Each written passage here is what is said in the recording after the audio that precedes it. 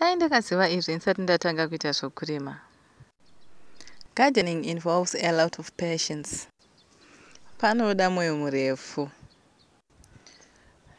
Imagine unotanga plant rako from a seed. Ruva kadiki kachitanga kasingakuri say this lima beans apa iri kukura mbichana. Iyi inandorowo iri kukura mbichana asi manje uchange wava muti. Yakatanga iri seed. Takatotanga kutodya. Takuenjoya mafruits epatience. Ayo. Tarisaone. Those are the fruits of patience. Yakatanga riri seed seiro riri. Nhandoro dzacho dzatomiti.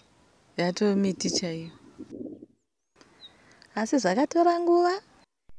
That's why tati pagardening panoda patience. Patience